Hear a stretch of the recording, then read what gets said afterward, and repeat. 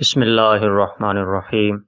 ناظرین، وضو کے متعلق ایک ایسا مسئلہ کہ جس کے ساتھ تقریباً ہر مسلمان کا واسطہ پڑتا ہے، وہ یہ ہے کہ جو شخص باوضو تھا اب اسے شک ہے کہ وضو ہے یا ٹوٹ گیا، تو وضو کرنے کی اسے ضرورت نہیں، ہاں کر لینا بہتر ہے، جبکہ یہ شبہ بطور وسوسہ نہ ہوا کرتا ہو، اور اگر وسوسہ ہے تو اسے ہرگز نہ مانے۔